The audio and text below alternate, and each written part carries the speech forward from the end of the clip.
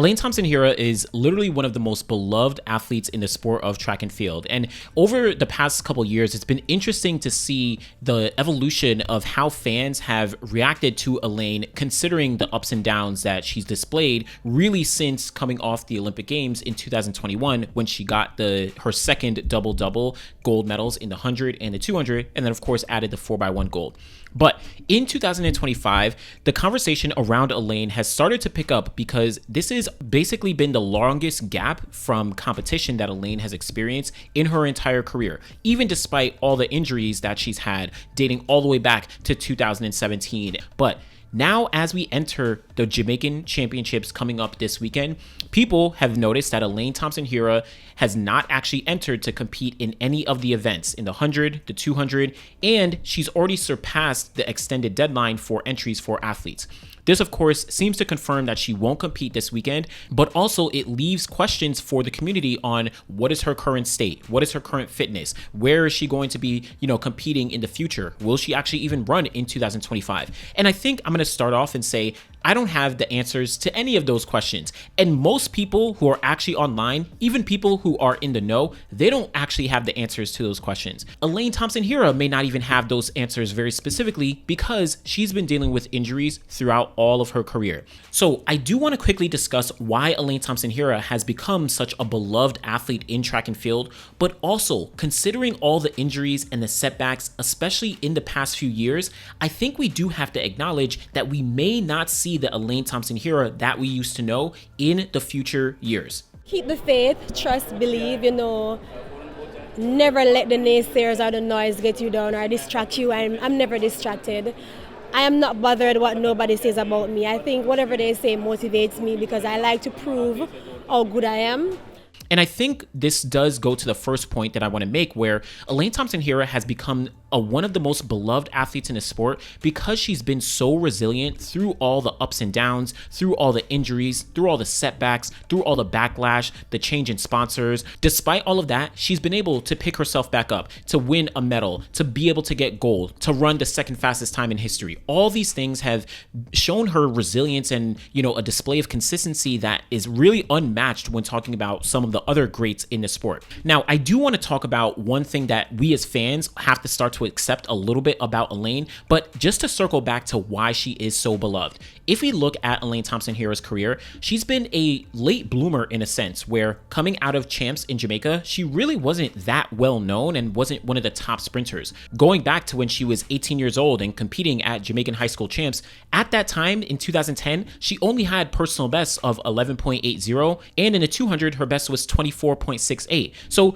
this wasn't a prominent athlete or the athlete that we know today. And it still took some years for her to actually break out. We know her as really stepping onto the scene in 2015, but prior to that year, she actually still only had bests of 11.17 in the 100 and 23.23 seconds in the 200. That speaks to how much progress she was able to make in just a single year between 2014 and 2015, where we eventually saw her not only win a silver medal in the 200 at the World Championships and run on Jamaica's 4x1, but she also ran times that year of 10.84 seconds and 21.66 seconds. Again, dropping down from 11.17 in the 100 and 23.23 seconds in the 200. Someone in the comments could let me know, have we seen a drastic drop from 23.2 1 year before all the way down to 21.6? I don't know, but that proved that Elaine Thompson-Herah was special. And from that point on, the success just continued. Double Olympic champion in 2016 at the Rio Olympic Games. Again, only 1 year after really stepping onto the scene. And this just solidified her as we had not seen that done before since 1988 with Florence Griffith Joyner. Yes, I'm ignoring 2000. Marion Jones, of course, was disqualified, so that doesn't count in any capacity.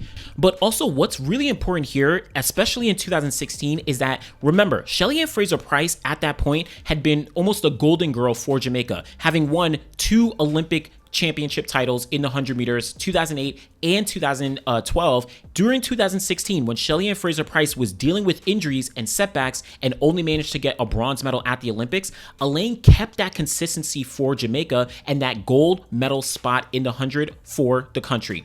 That is one of the reasons why people really gravitated towards Elaine, where it was like, listen, Shelly is here, you're here, we get to see 2 of the best going head to head, but also working together to continue Jamaica's legacy. Now, in the subsequent years, she dealt with significant injuries, specifically on her Achilles, which really set her back and prevented her from actually getting on the podium. 2017, she was not able to medal there. 2019, she was also not able to medal there. Well, as we look forward, 2021, Elaine Thompson-Herah, after the setbacks, after the injuries, she is right back on top of the podium, not only winning the gold medals at the Olympic Games in the 100, the 200, and the 4x1, but she becomes the second fastest athlete in history in both of those individual events. 100 meters, 10.54 seconds, literally the fastest since Florence Griffith-Joyner. 200 meters, 21.53 seconds. In that year, 2021, that was the fastest since Flojo's world record as well. So this again just continued that consistency for Jamaica at the top of the podium in the sprints, but also it spoke to her resiliency and ability to bounce back. Remember, she was not able to get on the podium in 2017 and 2019 due to the injuries, due to the Achilles issues, due to all those setbacks, but she was able to come back better than ever.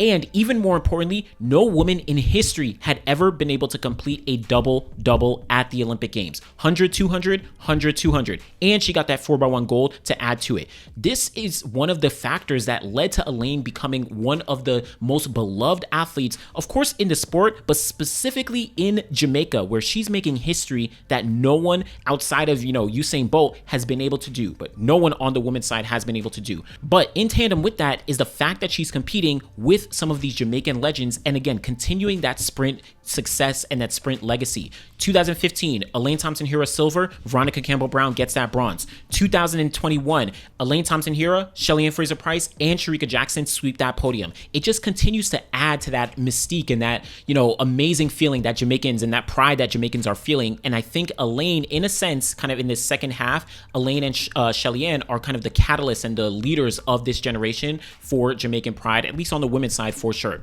But 2022, after some ups and downs, again, injuries again, she unfortunately switches coaches and all these kind of things, she still does manage to get on the podium at the World Championships, getting a bronze medal to complete the sweep for Jamaica with Shelly-Ann, Shericka Jackson, and Elaine Thompson-Herah in that 100 meters. The following year, she again is dealing with those injuries, more coaching changes, all kinds of things like that, but she unfortunately does not make the team to the World Championships in 2023. She does make it on the relay and competes in the heats at the Budapest World Champs, but she unfortunately doesn't compete individually. But regardless, despite all those setbacks that she experienced, she actually did get back to quote unquote her old self at the end of the year, eventually running 10.7 seconds, at some of the Diamond Leagues, at the end of 2023.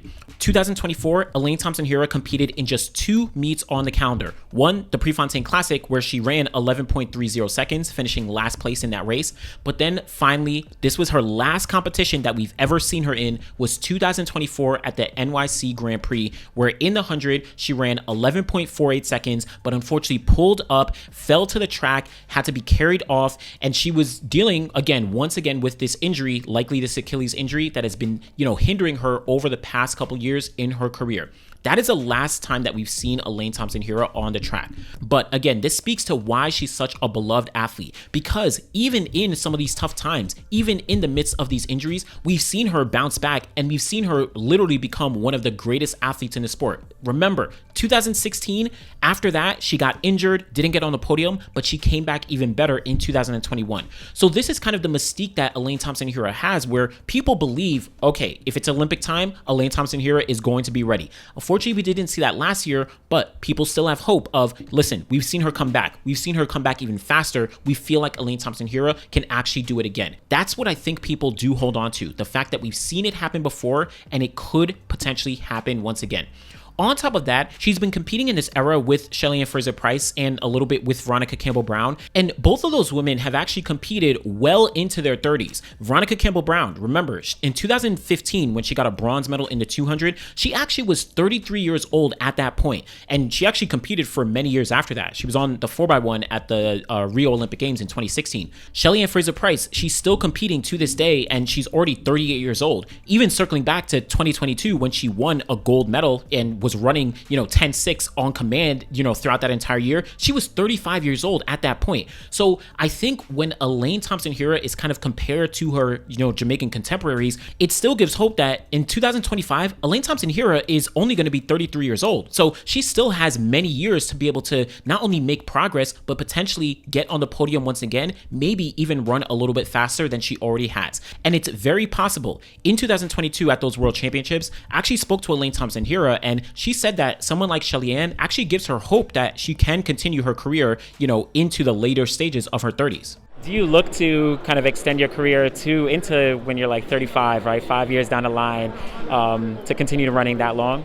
Yes, because I have not completed a season where I'm not having niggles or pain, and I think I'm not at my peak yet, even though I'm 30, but I will continue keeping my faith and belief, because I know I have a lot more in me, because as I said, every season there's some bumps in the road.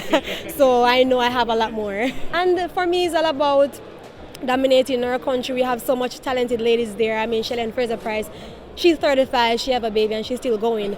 That tells me that I can still go even when I'm 35. So I think she's setting the barrier for us as young ladies to continue to hold the flag high, and us as young ladies leaving the barrier for the younger girls to come up and to be just like one of us, But with all of that said, I also do think we have to acknowledge that all of that might not actually happen. We may not actually see Elaine Thompson-Herah get back to her old form, get back to that 10-5, get back to that, 21-5, or get faster. We may not see that. Yes, she is a very special athlete to be able to achieve a double-double at the Olympic Games, to become the second fastest woman in history in the 100 and at one point in the 200 as well. That takes a very, very special athlete, not only from talent, right, that God-given talent that you're born with, but also hard work on the track, to be able to bounce back from injuries, to be able to get to the top of the podium once again.